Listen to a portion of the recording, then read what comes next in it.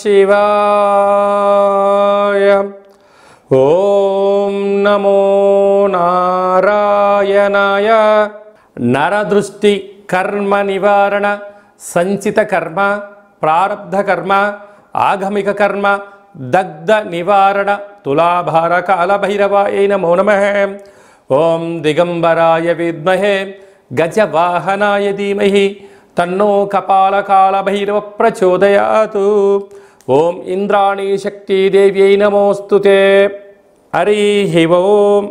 మా ఛానల్కి స్వాగతం. చూస్తున్న వీక్షకులకు, ప్రేక్షకులకు, ప్రియ కాళభైరవ భగవద్బంధులకి స్వాగతం పలుకుతూ, మమ్మల్ని ఎంతగానో ఆదరిస్తూ ఉండబడినటువంటి ప్రియ సోదర సోదరీమణులకు, సనాతన ధర్మ సంరక్షకులకు, వీక్షకులకు, జ్యోతిష్య అభిమానులకు అందరికీ స్వాగతం పలుకుతూ, అందరికీ జంధ్యాల పండుగ శుభాకాంక్షలు, రాఖీ పూర్ణిమ శుభాకాంక్షలు, రక్షాబంధన్ శుభాకాంక్షలు, అట్లనే కృష్ణ పరమాత్ముని కృష్ణాష్టమి జయంతి పండుగ శుభాకాంక్షలు.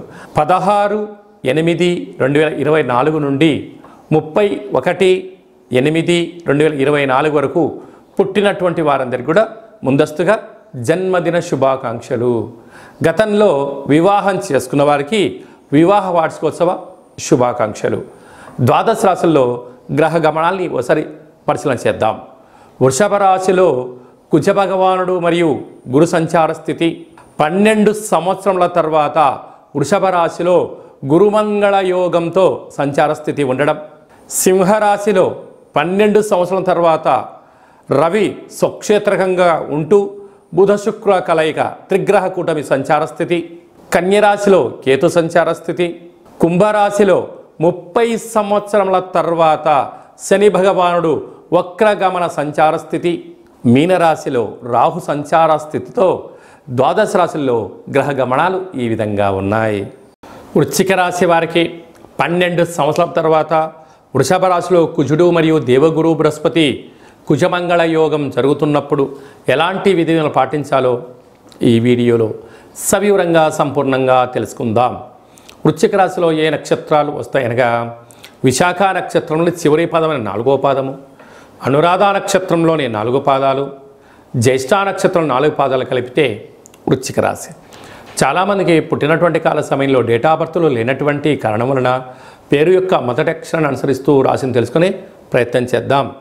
తో, నా, నీ, నో, నే, నో, యా, ఈ, యు అక్షరాల వారందరూ కూడా వృశ్చిక రాశి జాతకులే. వృశ్చిక రాశి యొక్క అధిపతి కుజ భగవానుడు.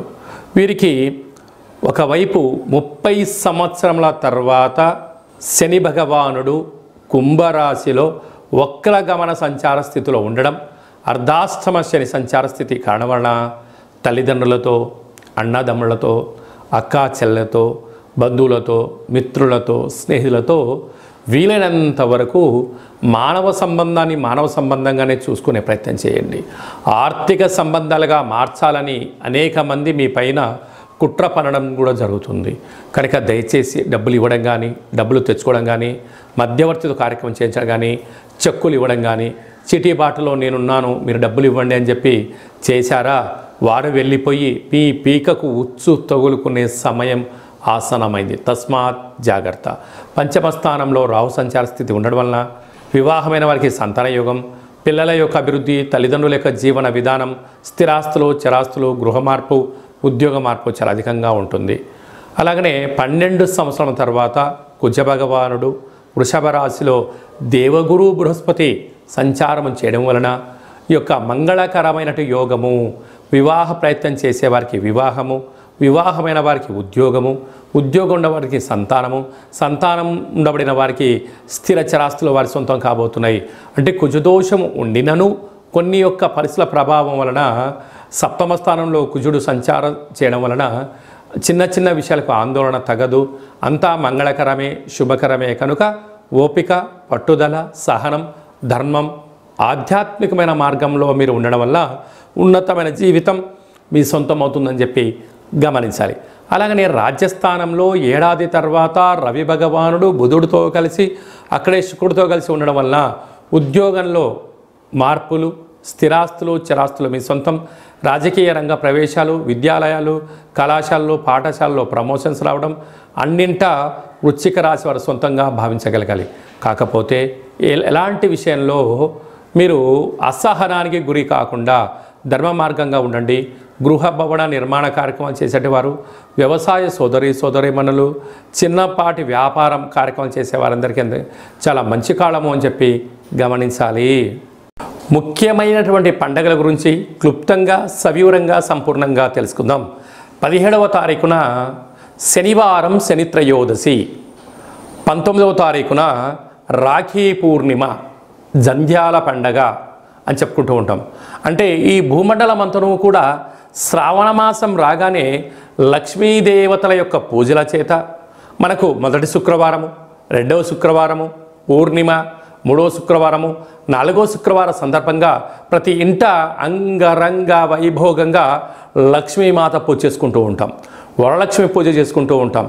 కనుక సంవత్సరానికి ఒక్కరోజు వచ్చేటువంటి ఈ జంధ్యాల పండగ తల్లిని మించిన దైవము లేదు, గాయత్రి మంత్రాన్ని మించిన మంత్రము లేదని ఎలా చెప్పుకుంటామో అందరూ కూడా బ్రాహ్మణులు, వైశ్యులు, క్షత్రియులు, విశ్వకర్మలు, పద్మశాలీస్ అందరూ యజ్ఞోపవీతాన్ని మార్చుకొని సూర్య నమస్కారం చేసుకొని కనీసం 108 సార్లైనా గాయత్రి మంత్రాన్ని ఉచ్చరించడం వలన అమ్మవారి యొక్క ఆశీస్సులు అద్భుతమైన మనందరికీ శ్రీరామ రక్ష అని చెప్పి గమనించాలి.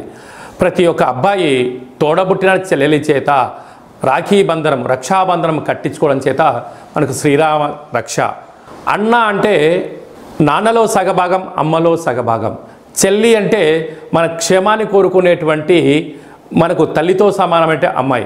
కనుక అమ్మాయితో మనము బొట్టు పెట్టించుకొని, కంకణం కట్టించుకొని, రక్షాబంధనం చేయించుకోవడం వలన మన కుటుంబానికి శ్రీరామ రక్ష అని చెప్పి మనము గమనించాలి. కనుక మనమందరం కూడా మన ధర్మాన్ని పాటిద్దాం. సకుటుంబ సపరివార సమేతంగా అన్నగారింటికి, వదిన గారింటికి ఆడపడుచులు వెళ్ళడం, అంటే ఆడపడుచు గారు బావగారింటికి ఈ అన్నగారు, మరదలు గారు వెళ్ళడం వలన సకుటుంబ సమేతంగా కుటుంబంలో అందరికీ నిత్యము మంచి మనస్సులు, సత్ప్రవర్తన, నిండు నూరేళ్ళ ఆయురారోగ్యాలు ప్రసాదించే శక్తి ఈ శ్రావణ పూర్ణిమకు ఉంటుందని చెప్పి గమనించాలి. శ్రవణ నక్షత్రం రోజు పూర్ణిమ అవ్వడం వలనే ఇది శ్రావణ మాసం అవుతుంది. నక్షత్రాధిపతి చంద్రుడు అవ్వడం, అలాగే ఆ నక్షత్రంలో జన్మించినటువంటి వెంకటేశ్వర స్వామి వారు కళవు వెంకట నాయక అన్నం వెంకటేశ్వర స్వామి యొక్క జన్మ నక్షత్రం అవ్వడం వలన తెలిసి స్మరించిన, తెలియక స్మరించిన నారాయణ అన్న, వెంకటేశ్వర అన్న, లక్ష్మీదేవి అన్న కూడా వారి ఇంటికి వచ్చి మనకు సర్వత్రా ఐశ్వర్యాన్ని ఇచ్చే శక్తి ఈ శ్రావణ మాస పూర్ణిమ ఉంటుందని చెప్పి గమనించాలి.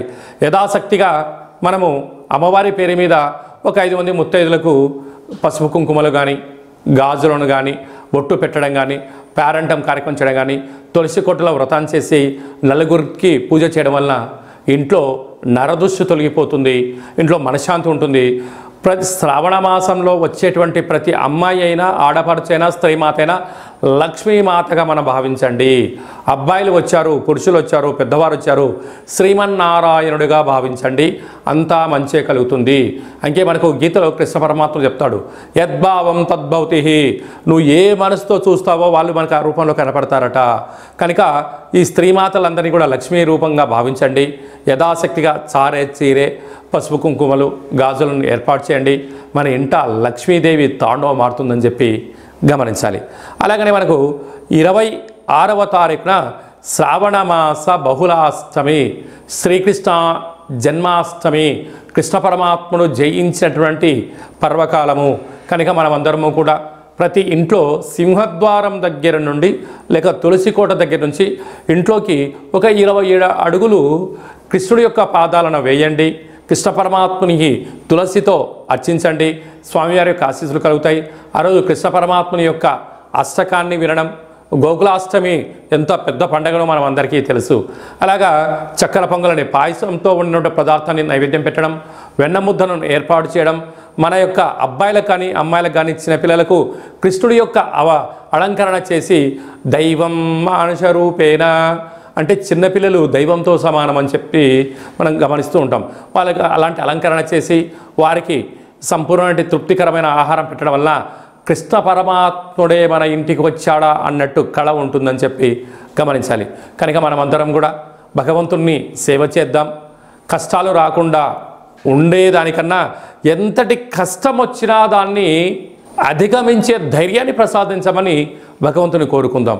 అలాగనే శ్రావణ మాసంలో కపాల కాళ భైరవ స్వామి యొక్క పూజ, స్మరణ, కూష్మాండ దీపము, సౌభాగ్య ముడుపు కట్టడం వలన మనకు అద్భుతమైనటువంటి కాలాన్ని శాసింపజేసే శక్తి కాలభైరవుడికి ఉంటుందని చెప్పి గమనించాలి.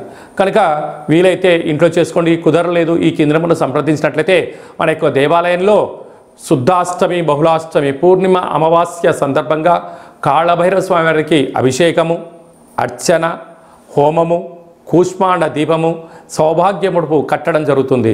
కనుక మనం అందరము కూడా పూజలో పాల్గొందాం. పూజ కార్యక్రమం అంతా కూడా మీకు వాట్సాప్ కాల్ ద్వారా ప్రత్యక్ష ప్రసారాన్ని కూడా చూపించడం జరుగుతుంది, గమనించగలగాలి. అలాగనే మనకు 31వ తారీఖున శనివారం, శని త్రయోదశి, పుష్యమి నక్షత్రం. 17వ తారీఖున 31వ తారీఖున శనివారం రోజు శని త్రయోదశి సంచారంలో ఉంది. అనగా పుష్యమి నక్షత్రము కర్కాటక రాశి, అష్టమ స్థాన శని సంచార స్థితి. అనురాధ నక్షత్రము వృశ్చిక రాశి, అర్ధాష్టమ శని. ఉత్తరాభాద్ర నక్షత్రము మీనరాశికి ఏలనాటి శని. అంటే ఈ 3 రాసుల వారు, ఈ నక్షత్రాల వారు తప్పకుండా వారు ఎంత బరువు అయితే ఉంటారో అంత బరువు కలిగినటువంటి ఉప్పును తులాభారంగా చేసుకొని ఆ ఉప్పునంతను కూడా నీటిలో పోసి తులాభారం చేసినటువంటి నీటితో, ఉప్పుతో శివుడికి పాశుపత ఆయుష్య రుద్రహోమం చేసుకోవడము అద్భుతమైన యోగము అని చెప్పి గమనించాలి. అలాగనే మనకు వెదరు కర్రలు ఉంటాయి, వెదరు కర్రలను కూడా తులాభారం చేసుకొని హోమంలో వేయడం. అలాగనే మరొక స్వరూపము శని స్వరూపము బొగ్గులు. ఆ బొగ్గులను కూడా తులాభారం చేసుకొని హోమంలో పొయ్యడం వలన, అంటే సమర్పించడం వలన, అంటే కష్టాలు దగ్ధమైపోతాయి, మృత్యుదోషాలు తొలగిపోతాయి, అపమృత్యు దోషాలు తొలగిపోతాయని చెప్పి గమనించాలి. అంటే భగవంతుడికి ఆ యొక్క శనైశ్చర స్వామి వారికి తైలాభిషేకం అన్నా, లేదంటే ఆ నూనెను తులాభారం చేసుకొని హోమంలో వేయడం కానీ, దీపాన్ని వెలిగించడం కానీ, ఉప్పును తులాభారం చేసుకొని నీటిలో పోసి శివుడికి రుద్రాభిషేకం చేయడం కానీ, ఆ వెతరు కర్రలతో తులాభారం చేసి హోమంలో వేయడం కానీ, ఈ బొగ్గులను అంటే కష్టకాలంలో ఉన్నప్పుడు ఆ వ్యక్తి పిచ్చోడిలాగా ఇబ్బందిగానే పడుతూ ఉంటాడు. అలాంటి బొగ్గులను తులాభారం చేసి హోమంలో వేయడం వలన కష్టాలకు ఫుల్ స్టాప్ చెప్పి ఐశ్వర్యానికి స్వాగతం పలుకుతారని చెప్పి గమనించాలి. ఒక్క చిన్న విధి విధానాన్ని మీ యొక్క ప్రాంతంలో ఉండబడినటువంటి శివాలయంలో వెళ్ళి ఈ కార్యక్రమాన్ని చేసుకునే ప్రయత్నం చేయండి. ఈ యొక్క 3 నక్షత్రాలు, శని నక్షత్రాలు శని ప్రభావ సంచార స్థితితో దోషంలో ఉన్నాయని చెప్పి గమనించాలి. అలా కుదరకపోతే ఈ కింది నెంబర్ సంప్రదించినట్లయితే మీకంతను కూడా ఈ కార్యక్రమాన్నంతా కూడా మీరు వస్తే మిమ్మల్ని కూర్చోబెట్టి తులాభారం చేయించి హోమంలో ఈ కార్యక్రమాలని పదార్థాలను సమర్పించడం జరుగుతుంది. రాలేనటువంటి వారికి వాట్సాప్ కాల్, వీడియో కాల్ ద్వారా తులాభారం చేయించి హోమం చేయించడం జరుగుతుంది. కనుక ఆసక్తి గల వారందరూ కూడా ఈ శనిని భగవంతుని యొక్క కృపా కటాక్ష వీక్షణ పొందడం కోసం ఒక చిరు ప్రయత్నంగా భావించండి. ఇంకనూ మనం విజయం సాధించగలగాలి అన్నట్లయితే ఈ యొక్క పాత్ర కంచు పాత్ర. ఈ యొక్క పాత్రలో మనకు 12 రాసులు అచ్చు వేయడం జరుగుతుంది. కనుక ఈ యొక్క పాత్రను ప్రతిరోజు మనం ఇంట్లో పూజా మందిరంలో పెట్టుకొని పూజ చేసిన తదనంతరము ఇలా ఒకసారి శబ్దం చేసినట్లయితే ఓం అనేటువంటి ఓంకార శబ్దం రావడం జరుగుతుంటుంది. ఈ యొక్క శబ్దాన్ని ఒకసారి చూడండి.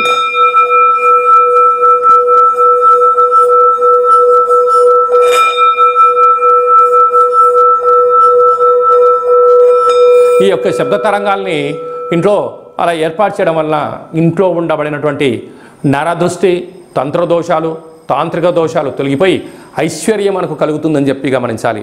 ఈ కాళభైరవ అక్షయ పాత్రతో పాటి మనకు కాళభైరవ స్వామి యొక్క పిరమిడు, డాలరు, కంకణము, కాళభైరవ హోమము ప్రత్యక్ష ప్రసారంగా మీకు వీడియో కాల్లో చూపించి ఇవ్వడం జరుగుతుంది. అలాగనే 27 రకాల వస్తువులతో దిష్టి తీయించడం కూడా జరుగుతుంది.